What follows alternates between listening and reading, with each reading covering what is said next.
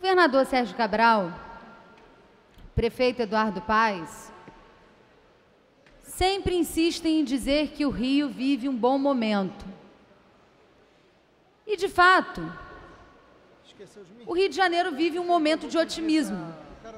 Podemos chamar, sim, de um bom momento que o Rio de Janeiro, a cidade, o Estado, estão vivendo.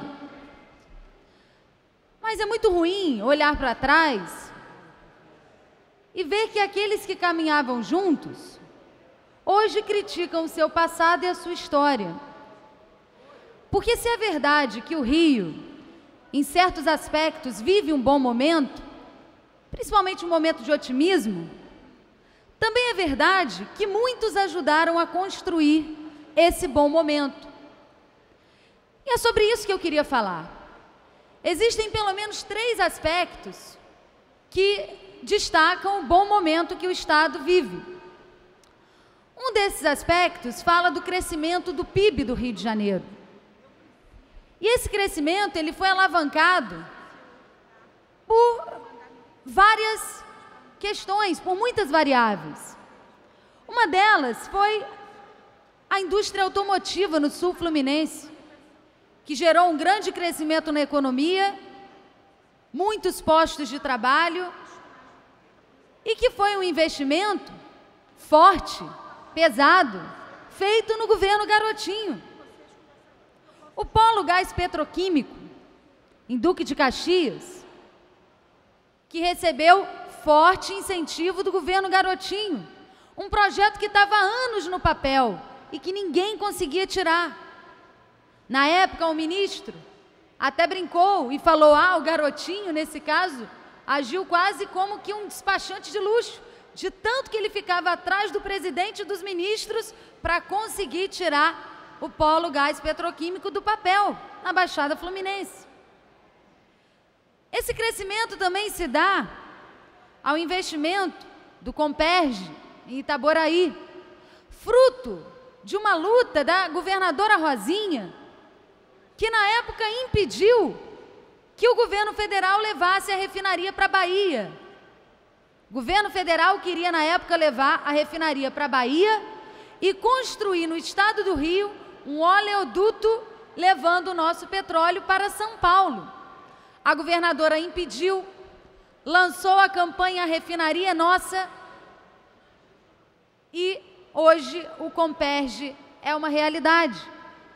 Isso contribuiu para o crescimento do PIB do Rio de Janeiro. E, por fim, a indústria naval, que estava abandonada no Estado. O Garotinho revitalizou a indústria naval, reabriu os estaleiros do Estado. E hoje, quando a gente pega os índices da Firjan, de crescimento do Estado, de crescimento do PIB, a gente vê que essas foram as variáveis que influenciaram nesse PIB positivo. Mas tudo isso iniciou no passado, não iniciou agora. Um plantou, o outro regou e o outro está dando a sorte de colher o que outros plantaram. O Rio também vive um bom momento de autoestima, porque vamos sediar grandes eventos, como a Copa do Mundo e as Olimpíadas. Mas isso tudo também foi fruto do trabalho de muita gente. Mas hoje eu estou aqui destacando o nosso trabalho. E nesse sentido, quando o Garotinho assumiu o governo, o Maracanã estava fechado. Existia uma proposta de demolirem o Maracanã, construir no lugar um shopping e um estacionamento. Os jogos do Campeonato Carioca eram realizados em Juiz de Fora. Não podiam mais ser realizados no Maracanã. E o Garotinho disse: no meu governo não, eu não vou permitir. Reabriu o Maracanã, reformou, devolveu o Maracanã aos clubes cariocas, criou um ingresso a preço popular na promoção Gol de Placa e encheu, lotou os estádios, o estádio. Agora eu pergunto, será que se ele não tivesse feito essa reforma, deixasse andar esse projeto que estava lá quando ele assumiu, de demolição do estádio para construir um shopping e um estacionamento. Se não tivesse Maracanã, hoje nós estaríamos recebendo a Copa? Hoje nós seríamos cidade sede das Olimpíadas? É claro que não, porque o nosso carro-chefe é o Maracanã. Por fim, o terceiro ponto, pode-se dizer que o Rio de Janeiro hoje vive um bom momento pela sensação de segurança que as pessoas têm, principalmente com a política das UPPs implantada pelo secretário Beltrame. Mas nenhum político e nenhuma política pública pode deixar de ser avaliada no seu contexto e no seu tempo. A UPP é um desdobramento de uma série de políticas. Vamos voltar ao passado. O Garotinho investiu em segurança, criando as delegacias legais. Sabe o que era a delegacia legal? Quando você chegava nas delegacias, não tinham computadores, era um ambiente sujo, degradado, as pessoas tinham medo de ir à delegacia, existia carceragem dentro da delegacia. Eu vou dar um exemplo aqui da delegacia do Leblon, um bairro nobre da cidade do Rio de Janeiro. No bairro do Leblon, a delegacia tinha uma carceragem com quase 400 presos, prestes a ter uma rebelião a qualquer momento. Mas o Garotinho acabou com isso. A delegacia legal tirou as carceragens da delegacia, informatizou todos os processos, reformou as delegacias e aproximou o povo das delegacias. Esse projeto foi tão bem sucedido que ganhou o prêmio da Organização das Nações Unidas, a ONU. As delegacias legais. Mas não foi só isso que ele fez. Ele investiu em inteligência, porque errados estão aqueles que acreditam que segurança pública se combate apenas com confronto, se faz apenas com políticas sociais que são muito importantes, mas segurança pública se trabalha especialmente com inteligência. E o Garotinho criou de maneira pioneira no Rio de Janeiro o ISP, o Instituto de Segurança Pública, e passou a coletar dados, a fazer análises, a traçar o perfil da cidade, o perfil do Estado, das áreas mais violentas, de qual trabalho deveria ser feito em cada região. A partir dali traçou a Operação Asfixia, traçou uma série de operações a partir de dados que nunca antes eram coletados. Pelo contrário, você chegava numa delegacia, os dados estavam anotados em pedacinho de papelão, em caderno de escola. Pela primeira vez tudo passou a ser informatizado. Alguns disseram, mas alguns índices cresceram. Mas é claro, porque quando você tem acesso aos dados, quando você consegue coletar os dados, você tem uma amostragem real dos dados. Isso foi o Instituto de Segurança Pública, que investiu em inteligência.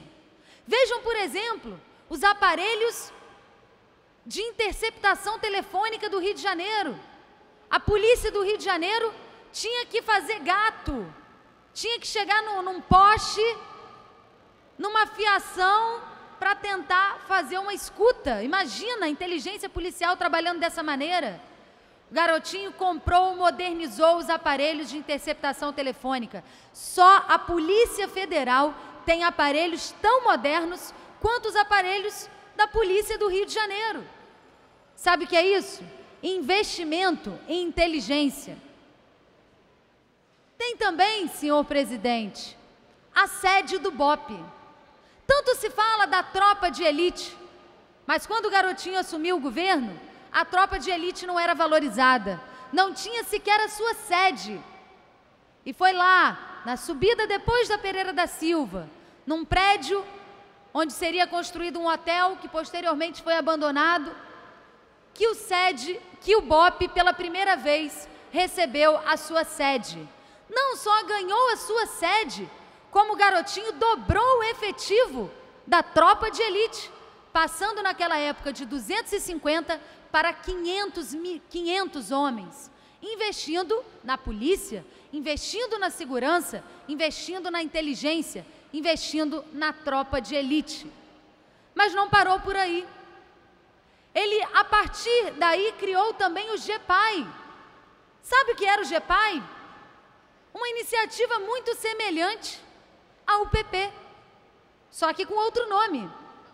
E colocou isso em alguns lugares, de maneira experimental, e começou a trabalhar. É óbvio que não existia o mesmo investimento em publicidade que existe agora. Mas a ideia da UPP nasceu do GEPAI. Outro dia, inclusive, eu achei na internet um discurso do deputado Marcelo Freixo, de quando eu nem era deputada ainda, e ele disse exatamente o que eu estou dizendo aqui. O GEPAI é muito semelhante ao UPP. Mudaram o nome para não dizer o pai da criança. Eu estou dizendo essas questões hoje aqui. Ilustre deputada, é só para concluir. Faltam 3 colegas. Apenas para dizer que, se hoje a gente pode dizer que o Rio vive um bom momento, muitos ajudaram a construir esse bom momento. E ninguém vai ser capaz de reescrever a história. A história precisa ser contada como ela é. Precisa ser analisada dentro do seu contexto. E precisa ser dado o devido valor a quem ajudou a construir esse bom momento que o Rio de Janeiro vive hoje. Muito obrigada, senhor presidente.